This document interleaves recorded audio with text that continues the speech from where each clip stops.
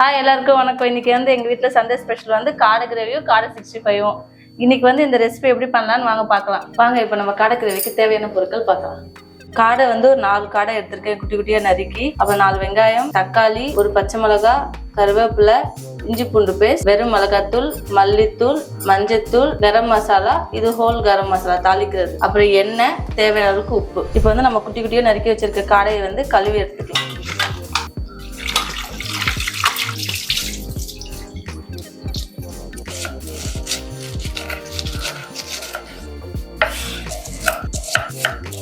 வெங்காயம் கட் பண்ணியாச்சு. இப்போ அந்த தக்காளி ஒரு 3 தக்காளி எடுத்து கட் பண்ணிக்கலாம். பச்சை மிளகாவை சும்மா கீறி வச்சிருக்கேன். ஃபஸ்ட்டு ஒரு பேன் வச்சு அதில் தேவையான அளவுக்கு எண்ணெய் ஊற்றலாம். ஒரு பிரிஞ்சி இலை, 2 பட்டை, கொஞ்சம் சோம்பு, கடுகு. இதுக்கப்புறம் இதில் வெங்காயம் போடலாம். ஒரு பச்சை மிளகா கீறி வச்சுருக்கேன், அந்த பச்சை மிளகா அதோட வெங்காயம். இப்போ வந்து வெங்காயம் நல்லா வதக்குற அளவுக்கு இதில் வந்து கொஞ்சோண்டு கருவேப்பிலை போட்டு சும்மா ஒரு கிளறிட்டு 2 ஸ்பூன் அளவுக்கு இஞ்சி பூண்டு பேஸ்ட். அடுத்து இஞ்சி பூண்டு பேஸ்ட் வந்து நல்லா பச்சை ஸ்மெல் போகிற வரைக்கும் வதக்கிட்டோம். வந்து அடுத்து தக்காளி போடலாம். தக்காளி போட்டு இதில் தேவையான அளவுக்கு உப்பு போட்டு வைக்கணும். தேவையான அளவுக்கு மஞ்சத்தூள் போட்டு இது ஒரு 2 வாட்டி கிளறிட்டு இப்போ ஒரு மூடி போட்டு ஒரு 5 நிமிஷம் வேக வைக்கலாம். தக்காளி வெந்துருச்சான்ட்டு ஓப்பன் பண்ணி பார்க்கலாம். நல்லா எண்ணெய் பிரிஞ்சு வர அளவுக்கு தக்காளி நல்லா வெந்துருச்சு. இப்போ இதில் வந்து மிளகாத்தூள், மல்லித்தூள் போடலாம். 1 ஸ்பூன் மிளகாத்தூள், 2 ஸ்பூன் மல்லித்தூள். அடுத்து இந்த மிளகாத்தூளையும் மல்லித்தூளையும் எண்ணெயில் ஒரு வாட்டி வதக்கிட்டு அடுத்து நம்ம கழுவி வச்சிருக்க காடையை போடலாம்.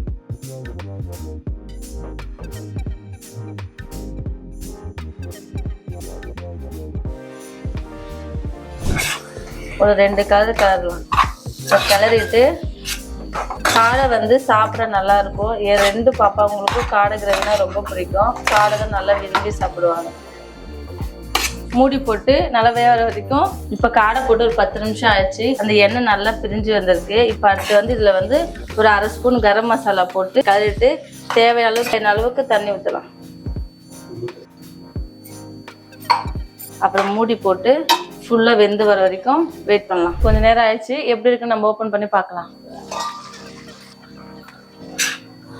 இது வந்து ஒரு 50% வெந்திருக்கு. இன்னொரு கொஞ்சம் நேரம் வெந்தால் நம்ம காடை கிரேவி ரெடி.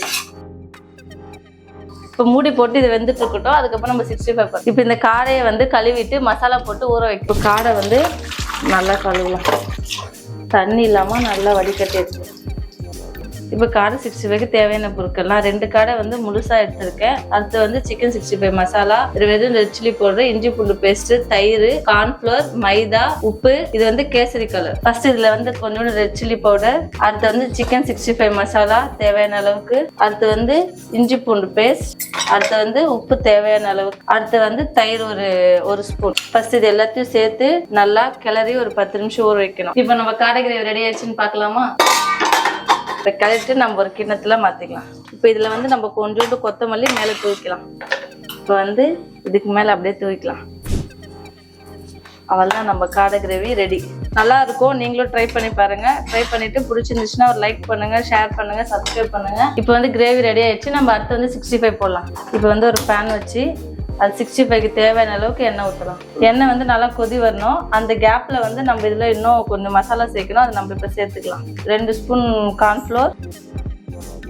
அடுத்து வந்து மைதா மாவு வந்து 1 ஸ்பூன் எடுத்துக்கலாம். ஃபுட் கலர் சேர்த்துக்கலாம். இப்போ இது வந்து நல்லா போட்டு கிளறலாம். அதுக்கப்புறம் நம்ம கரெக்டாக இது வந்து ஃப்ரை பண்ணும்போது வந்து கார்ன்ஃப்ளவர், மைதா சேர்த்துட்டு அப்படியே ஃப்ரை பண்ண வேண்டியதுதான். இப்போ எண்ணெய் வந்து நல்லா கொதி வந்துருச்சான்னு பார்க்கலாம். அதை வந்து நம்ம ஒன்றா ஃப்ரை பண்ணிக்கலாம். காடை வந்து வெடிக்கும். அதனால சிம்ல வச்சுட்டு பொறுமையா நிதானமா வேகிற வரைக்கும் ஃப்ரை பண்ணுங்க. வந்து இன்னும் ஒரு 5 நிமிஷத்துல ஃப்ரை ஆயிடும். அதுக்குள்ள வந்து நம்ம வந்து ஒரு வெங்காயத்தை வந்து ரவுண்டோட கட் பண்ணி வச்சுக்கலாம். ஏன்னா காடையோட வெங்காயம் சாப்பிடும்போது நல்லா இருக்கும்.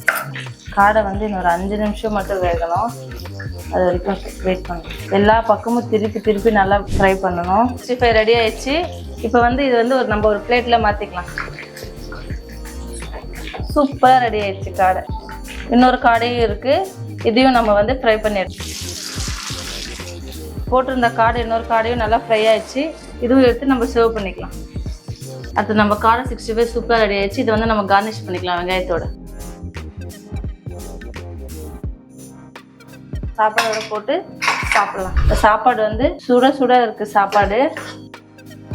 அதோட நீங்களே சொல்லுவீங்க. இப்போ வந்து அடுத்த ஒரு காடை, அதோட ஒரு 2 வெங்காயம். இப்போ வந்து நம்ம இதில் கிரேவி போடலாம். சுட சுட இருக்கு கிரேவி, சூப்பராக இருக்கும். ட்ரை பண்ணி பாருங்க. காடை கிரேவியும் காடை 65 சூப்பராக ரெடி ஆயிடுச்சு. உங்களுக்கு பிடிச்சிருந்துச்சுன்னா லைக் பண்ணுங்க, ஷேர் பண்ணுங்க, ப்ளீஸ் சப்ஸ்கிரைப் பண்ணுங்க. நீங்களும் ட்ரை பண்ணி பாருங்க. சூப்பராக இருக்கும். சூப்பராக ரெடி ஆயிடுச்சு. பிள்ளைங்களுக்கு நம்ம ஊட்டி விட்டு எப்படி இருக்குன்னு கேட்கலாம். சுட சுட இருக்கு சாதம். இப்போ ஃபர்ஸ்ட் கிரேவி சாப்பிடும். சுடா இருக்கு, செம்மையா இருக்கு, சூப்பரா இருக்கு. சூப்பரா இருக்கு. நீங்களும் ட்ரை பண்ணுங்க. செம்மையா இருக்கு. பிடிச்சிருந்தா சப்ஸ்கிரைப் பண்ணுங்க, லைக் பண்ணுங்க, கமெண்ட் பண்ணுங்க. By guys.